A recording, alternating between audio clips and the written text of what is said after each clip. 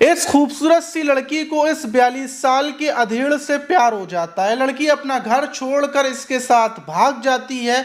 उसके बाद ये लोग एक कमरा किराए पर लेते हैं और दोनों लिव इन में रहने लगते हैं एक दूसरे के साथ। अब सोच कर देखिए, 42 साल का शख्स जिसकी पत्नी मर चुकी है, उसको 18 साल की खूबसूरत लड़की मिलती है तो उसके तो मजे ही मजे। हर कोई बोल रहा था कि इसके तो मजे आ गए, इसकी तो चांदी हो गई। लेकिन कुछ ही महीने साथ रहने के बाद ये शख्स इस लड़की की हत्या कर देता है और हत्या करने के बाद बॉडी को रेलवे ट्रैक पर डाल देता है और खुद जाकर थाने में गुमशुदगी की रिपोर्ट दर्ज करवा देता है। 2 महीनों तक ये राज दफन रहता है, किसी को भी पता नहीं चलता कि आखिर लड़की कहाँ गई। दूसरी तरफ जो टुकड़े पुलिस को मिले थे, पुलिस ने अज्ञात समझकर उनका अंतिम संस्कार कर दिया। लेकिन 2 महीने के बाद पुलिस इस तक पहुंचती है और इससे सवाल करती है कि भैया, तू 42 साल का अधेड़ था, तुझे इतनी सुंदर जवान लड़की मिली, 18 साल की लड़की, और तेरे साथ वो रहती थी, तुझसे शादी करना चाहती थी और तूने उसकी हत्या कर दी। आखिर तूने ऐसा क्यों किया? जब पूरी कहानी को शुरुआत से आप सुनेंगे तो आपका मुंह खुला की खुला रह जाएगा। आपको यकीन नहीं होगा कि ऐसा भी हो सकता है। और जो वजह, जब पुलिस वालों ने इससे ये पूछा कि यार तू ये बता, तू इतना अधेड़, इतने बुरे मुंह का, फिर तूने इतनी सुंदर लड़की को अपनी बातों में कैसे फंसा लिया, इतनी सुंदर लड़की को तूने कैसे पटाया? तो जो ये कहानी बताता है कि शुरुआत से लेकर आखिर तक, भागने तक की, उसको सुनकर सच में आपका भी मुंह खुला रह जाएगा। तो चलते हैं और जो आज की घटना है इसको शुरुआत से जानते हैं आखिर तक। तो दोस्तों, मेरा नाम माज है। उम्मीद है कि आप सब अच्छे होंगे, सुरक्षित होंगे। और इससे पहले वाली वीडियोस में जिन जिन लोगों ने कमेंट्स किए थे, उनके कमेंट्स को मैं वीडियो के आखिर में पढ़ूंगा। अगर आप चाहते हैं कि मैं आपका भी नाम लूँ वीडियो में, आपके कमेंट्स को पढूं, तो जल्दी से मुझे फॉलो कर लें। और नीचे जाकर आपको कोई भी सवाल हो, आप मुझसे कुछ कहना चाहते हो या आप कुछ चाहते हो कि मैं वीडियो में बोलूं, तो वो नीचे जाकर कमेंट्स कर दीजिएगा। फिर मैं आपके भी नाम को लूँगा, आपका कमेंट्स से पढ़ूंगा। तो वीडियो के आखिर तक बने रहें अगर आप चाहते हैं कि मैं आपका नाम लूँ। तो जो आज की घटना है वो उत्तर प्रदेश के फतेहपुर ज़िले की है और वहीं का एक राधानगर थाना है। और उसी थाने के अंतर्गत एक बीबीपुर रेलवे ट्रैक है, रेलवे स्टेशन है। और वहीं पर 28 जून जो 2 महीने पहले 2026 का 28 जून था, तब पुलिस को रेलवे ट्रैक पर लाश के टुकड़े मिलते हैं। जब पुलिस वहां पर पहुंचती है तो देखती है कि एक लड़की की लाश के टुकड़े हैं और हालत तितर से बितर हो चुकी है। कई किलोमीटर दूर तक ट्रेन टुकड़ों को ले गई है। पुलिस देखती है, पुलिस को लगता है कि शायद आसपास गांव की कोई लड़की होगी, शौच वगैरह करने के लिए यहाँ पर आई होगी, या फिर ऐसा हो सकता है कि लड़की अपनी ज़िंदगी से परेशान हो गई हो तब यहाँ पर आई हो। पुलिस ये सब अंदाजे लगाती है और इंतज़ार में रहती है कि कोई तो आएगा अपनी लड़की को ढूंढता हुआ और शिनाख्त हो जाएगी लड़की की। पुलिस आसपास इलाके में भी लोगों को बता देती है कि ऐसे ऐसे एक लड़की की बॉडी के टुकड़े मिले हैं। पुलिस इंतज़ार में थी कि शायद कोई आए, लेकिन इंतज़ार होता रहता है, लेकिन कोई भी नहीं आता लड़की के बारे में पूछने में। और आखिर में पुलिस कुछ दिनों के बाद जब कोई नहीं आता तो पुलिस अज्ञात मानकर लड़की को उसका अंतिम संस्कार कर देती है। बात ख़त्म हो जाती है। लेकिन लड़की के जो फ़ोटो, जो डेड बॉडी के फ़ोटो थे, उनको सेव कर कर पुलिस ने अपने पास रख लिया था। वक्त गुजरता जाता है और अचानक से 20 जुलाई 2026 को राधानगर थाने में एक शख्स आते हैं जो अपना नाम बताते हैं महावीर लोधी। और वो बताते हैं कि साहब, आज से 1 साल पहले की बात है। उनकी लड़की जिसका नाम पुष्पा था, जिसकी उम्र 18 साल थी, और वो हमारे साथ जो थरियाफ थाना है वहीं के घसीपुर के औरई गांव में रहती थी। हम वहीं के रहने वाले हैं। हमारी बेटी, सब कुछ बिल्कुल बढ़िया चल रहा था, कॉलेज में वो पढ़ती थी। लेकिन गांव के ही जो गंगा सागर है, जिसका जो अधेड़ था, जिसकी उम्र लगभग 42 साल थी, उसने हमारी बेटी को अपनी बातों में फंसा लिया था। और ये जो गंगा सागर था, इसकी पत्नी की मौत हो चुकी थी। इसका जो बेटा था वो भी हमारी बेटी से 1 साल बड़ा, यानी कि जवान 19 साल का था, और ये गांव में रहता था। इसने हमारी बेटी को फंसा लिया। जब हमें पता चला कि हमारी बेटी से ये बातचीत करता है तो हम इसे समझाने बुझाने के लिए पहुँचे। लेकिन ये 1 साल पहले हमारी बेटी को लेकर भाग गया। उसके बाद हमारी गांव में तमाम बदनामी हुई। हमने ये सोच लिया कि हम अपनी लड़की से बातचीत नहीं करेंगे। 2025 के नवंबर के महीने में हमारी बेटी को ये लेकर भागा था। हमने अपनी बेटी से सब कुछ ख़त्म कर दिया था। लेकिन वक्त गुजरता जाता है और जो बुरी यादों के ज़ख्म थे वो भर जाते हैं और हमारे दिल में अपनी बेटी के लिए प्यार जागता है और हम अपनी बेटी से फ़ोन पर बातचीत करना शुरू कर देते हैं। जो हमारी बेटी थी वो राधानगर थाना क्षेत्र के ही एक इलाके में किराए के मकान पर गंगा सागर के साथ रहती थी। दोनों लिव इन में एक दूसरे के साथ रह रहे थे। इन लोगों ने शादी नहीं की थी और साहब वो हम लोगों से बातचीत किया करती थी, सब कुछ एकदम ठीक चल रहा था। अब हमने ये बोल दिया था चलो अब कोई बात नहीं है अगर तुम गंगा सागर के साथ रहना चाहती हो। लेकिन फ़िलहाल में जो जून का महीना था, 25 जून से हमारी बेटी की उससे बातचीत होना बंद हुई है और अब जुलाई लग चुका है लेकिन हमारी बेटी का कुछ पता नहीं है। हम जब भी गंगा सागर के पास फ़ोन करते हैं, गंगा सागर को चारों तरफ ढूंढते फिर रहे हैं लेकिन हम उससे हमारी बेटी से हमारी बातचीत नहीं हो पा रही है। साहब हमें लगता है कि हमारी बेटी की हत्या कर दी गई है, क्योंकि हमारी बेटी अगर जिंदा होती तो वो चाहे दुनिया के किसी भी कोने में होती, वो हमारे पास तो फ़ोन करती, हमसे बात करे बिना वो नहीं रह पाती, अपनी माँ के पास फ़ोन करती, लेकिन उसने साहब 2 महीने से फ़ोन नहीं किया है। हम बड़े परेशान हैं, हमारी बेटी को ढूंढा जाए। अब पुलिस बोलती है कि अच्छा ऐसी बात है, तो पुलिस बोलती है क्या जून के महीने में जो 28 जून था तब रेलवे ट्रैक पर, बीबीपुर रेलवे ट्रैक पर कुछ बॉडी के टुकड़े मिले थे, क्या तब तुम्हें नहीं खबर मिली?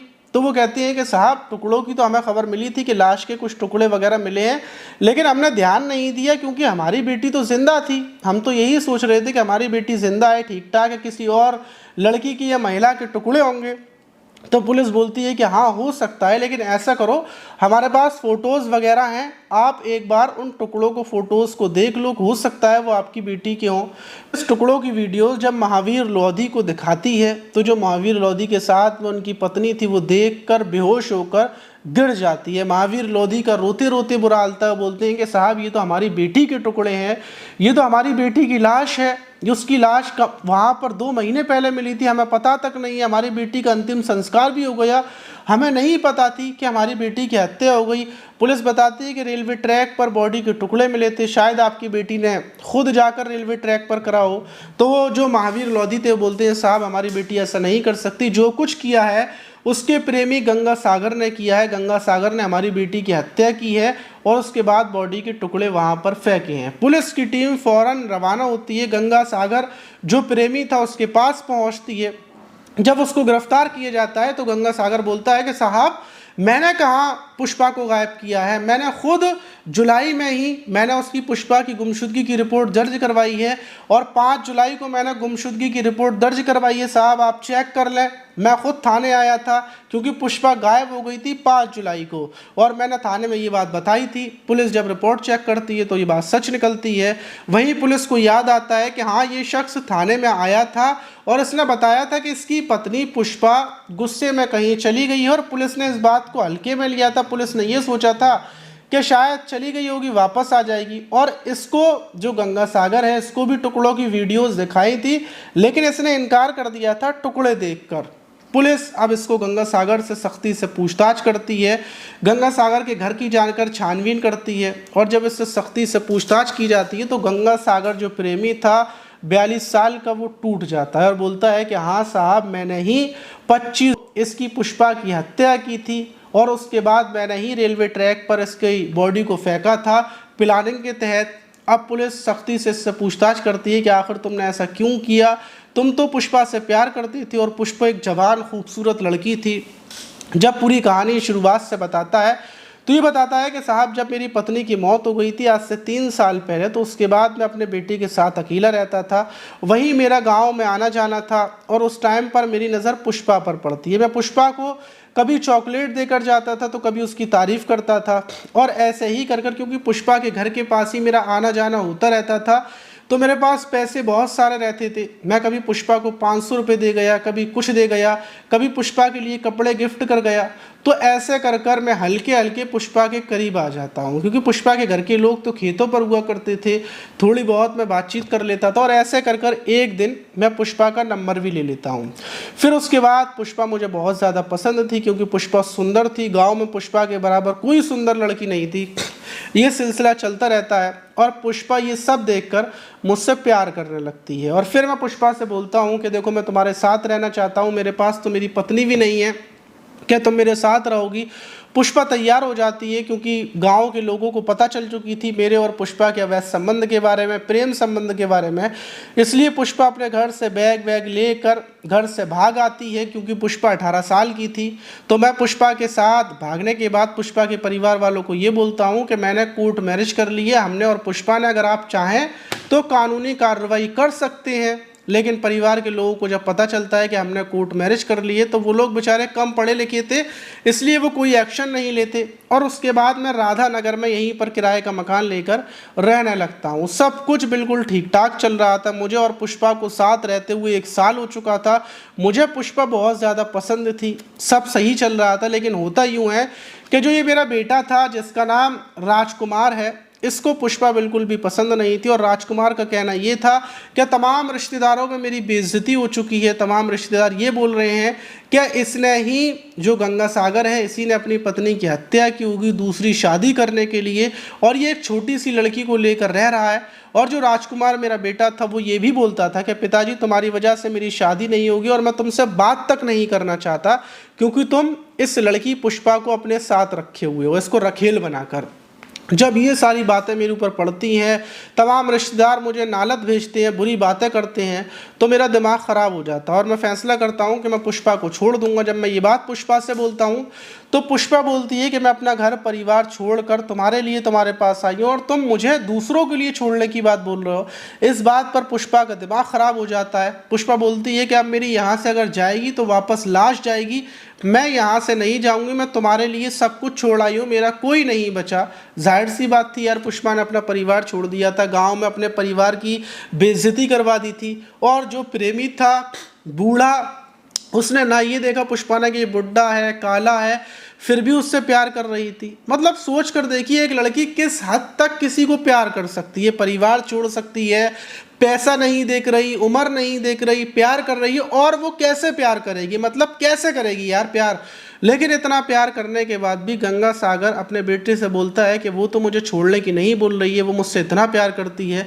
तो बेटा बोलता है तो फिर उसको मार दो, और मारने के बाद उसकी बॉडी को रेलवे ट्रैक पर फेंक दो। सबको ये लगेगा, किसी को कुछ मतलब पता ही नहीं चलेगा, सबको ये लगेगा कि इस लड़की ने यहाँ पर खुद आकर ऐसा कदम उठाया होगा। और गंगा सागर को ये बात सही भी लगती है। मतलब सोच कर देखिए यार, कोई इंसान कितना गिर सकता है। और गंगा सागर अपने बेटे और एक अपना रिश्तेदार जिसका नाम लवकेश था और शिव नारायण, इन लोगों के साथ मिलकर पुष्पा की हत्या कर देता है। और हत्या करने के बाद 30 जून को इसने हत्या की थी, उसके बाद 3 दिनों तक बॉडी को अपने ही घर पर रखता है, फ्रिज में सेट कर। और आखिर में ये लोग फैसला करते हैं कि जब रात के टाइम बॉडी को लेकर निकलेंगे ट्रैक्टर ट्रॉली में और वहाँ रेलवे ट्रैक पर फेंक आएंगे, क्योंकि इन लोगों ने पहले जगह को चेक किया था कहाँ बॉडी फेंकनी है, कहाँ से ट्रेन निकलती है। रात के टाइम 2-3 ट्रेनें निकलती थी, इसलिए बॉडी को ये रात के टाइम वहीं पर बीबीपुर रेलवे ट्रैक पर डाल आते हैं और सुबह बॉडी के टुकड़े टुकड़े हो जाते हैं। और उसके बाद ये थाने में जाकर थोड़े दिन के बाद, क्योंकि फ़ौरन नहीं जाता, थोड़े दिन के बाद जाता है और गुमशुदगी की रिपोर्ट तब दर्ज करवाता है कि पुलिस इसके ऊपर शक ही ना कर पाए, क्योंकि जुलाई के महीने में इसकी बीबी गई है और लाश पहले मिली है। मतलब सोचकर देखिए कितनी चालाकी इसने की। लेकिन उसके बाद पकड़ा गया और पकड़े जाने के बाद ये खबर जिसने भी सुनी उसकी आंखों से आंसू आ गए कि भाई एक लड़की ने इतना प्यार किया, उसके बाद उस बूढ़े शख्स ने, मतलब अधेड़ शख्स ने ऐसी घटना को अंजाम दिया। आप इस आरोपी को क्या सज़ा की मांग करते हैं कि इसको क्या सज़ा मिलनी चाहिए, इस दरिंदे को, इसके बेटे को? देखिए कितने अहवाल लग रहे हैं देखने में। कमेंट बॉक्स में ज़रूर बताइएगा। और अगर आप चाहते हैं कि इन दोनों को फांसी की सज़ा मिले तो जो ऊपर फॉलो का बटन है उसको दबाकर नीचे कमेंट कीजिए फांसी, तो हम लोग आवाज़ उठाएंगे और इसको सज़ा भी दिलवाएंगे। अब बात करते हैं उन लोगों की जिन लोगों ने इससे पहले वाली वीडियोज़ में कमेंट किए हैं, उनके कमेंट्स को पढ़ते हैं। पहला कमेंट है, मेरा नाम गुड्डू है, मैं सिंधी ज़िले से हूँ, मेरा नाम ज़रूर लेना। और ये बोल रहे हैं, भाई साहब तुम्हारी कहानी आदमी को बहुत कुछ सीखने को मिलता है। मेरा नाम समाधान पटली है, महाराष्ट्र से। और ये बोल रहे हैं, अस्सलाम वालेकुम जनाब, हम मियाँ भाई हैं हैदराबादी, बाबर शरीफ। ओ वालेकुम अस्सलाम बाबर शरीफ। और ये बोल रहे हैं मेरा नाम आशा है, मैं नेपाल से हूँ। थैंक यू भाई, आप मेरा नाम लिए। तो आशा जी कोई बात नहीं है, हर बार अब आपका नाम लिया जाएगा। और ये बोल रहे हैं भाई मैं रेनू कोहली उत्तराखंड पिथौरागढ़ से आपका वीडियो देखती हूँ 1 साल से, बहुत अच्छा वीडियो लगता है, लाइक और कमेंट शेयर करती हूँ। तो आपका बहुत बहुत शुक्रिया रेनू। और ये बोल रहे हैं मेरा नाम चानू यादव है, मैं झारखंड से हूँ और आपका वीडियो 4 साल से देख रहा हूँ। तो आपका बहुत बहुत शुक्रिया भाई, आप मेरा वीडियोस 4 साल से देख रहे हैं। और ये बोल रहे हैं मेरा नाम चंचल है, मैं पश्चिम बंगाल का रहने वाला हूँ, मेरा नाम ज़रूर लेना। और ये बोल रहे हैं राम राम जी, हम बबलू श्रीवास्तव, आप बरेली से, आपका वीडियो बहुत बढ़िया लगता है। Thank you. आप लोग थोड़ा सा मतलब ऐसा लिखते हैं तो पढ़ने में थोड़ी दिक्कत होती है, थोड़ा साफ साफ लिखा करें। और ये बोल रहे हैं अस्सलाम वालेकुम माज भाई, मेरा नाम किशन यादव है, मेरा घर पूरा मिर्ज़ापुर से है। तो वालेकुम अस्सलाम हिमांशु यादव, आप सलाम भी जानते हैं, नमस्ते भी कर सकते थे, मैं नमस्ते भी बोलता हूँ। और ये बोल रहे हैं मेरा नाम खुर्शीद आलम है फ्रॉम बिहार। और ये बोल रहे हैं अस्सलाम वालेकुम भाई, मैं तमिलनाडु से हूँ, फरजाना। बोल रहे हैं अस्सलाम वालेकुम भाई, मेरा नाम अनीशा परवीन है, आपका वीडियो बहुत अच्छा लगता है, कंटिन्यू करते रहना। बिल्कुल, हम वीडियोस बनाते रहेंगे आप लोगों के लिए। और ये बोल रहे हैं हाय भाई, मेरा नाम अलीशा अली है, 1 साल से आपका वीडियो देख रही हूँ। तो आपका भी शुक्रिया। और ये बोल रहे हैं मैं नेपाल से भाई, मेरा नाम महेश है। और ये बोल रहे हैं ज़िला गोंडा से हूँ, राजेंद्र पांडे, मेरा नाम ज़रूर लेना। और ये बोल रहे हैं अस्सलाम वालेकुम, मेरा नाम आज़ान है, आपका वीडियो बहुत अच्छा होता है। शुक्रिया आज़ान भाई। ये बोल रहे हैं मेरा नाम तैयब है, मैं आपका वीडियो बहुत दिन से देखता हूँ, मेरा ज़िला किशनगंज बिहार। ये बोल रहे हैं राजकुमार फ्रॉम नेपाल से। प्रज्ञा सिंह बोल रही हैं आप जो वीडियो बनाते हो मैं सब देखती हूँ, तो थैंक यू प्रज्ञा। पप्पू कुमार माधेपुर से। और राजमल राजस्थान से, मेरा नाम भी ले लेना, मैं अजय। AK माफिया अमन राज। ये बोल रहे हैं अस्सलाम वालेकुम माज भाई, मैं अमरोहा से आकिब हसन हूँ, आपका वीडियोस देखता हूँ, बहुत कुछ सीखने को भी मिलता है। Thank you. और आप लोगों की समझदारी है कि आप लोगों को सीखने को मिलता है। और ये राजमल बोल रहे हैं मैं आपका वीडियो 1 साल से देख रहा हूँ, मेरा नाम ज़रूर लेना। पुष्मिता रहमान सोनिया बोल रही हैं कि मैं आपका वीडियो बांग्लादेश से देखती हूँ। थैंक यू पुष्मिता कि आप मेरा वीडियोस बांग्लादेश से देखती हैं। तो आप सब लोगों का बहुत बहुत शुक्रिया। आप सब लोगों की मैं दुआएं करता हूँ कि आप लोगों की लंबी उम्र हो। और अगर आप चाहते हैं कि जो लोगों का नाम बाकी रह गया है उनका नाम लूँ, तो अगर आपका कोई भी सवाल है तो नीचे जाए, मुझसे आप सवाल कर सकते हैं, मैं आपके सवाल का जवाब दूँगा। और अगर आप कोई मुझसे एडवाइस चाहते हैं, पहली बात तो मैं एडवाइस के लायक नहीं हूँ, आप लोग ज़्यादा समझदार हैं क्योंकि आप लोग क्राइम की वीडियोस पसंद करते हैं। तो नीचे जाएं, कमेंट्स कर दें, फिर आपकी वीडियोस, आपके सवाल का जवाब दिया जाएगा और जो भी बात होगी उसका जवाब दिया जाएगा। फॉलो ज़रूर कर लीजिएगा एक बार। मिलते हैं किसी और वीडियो में।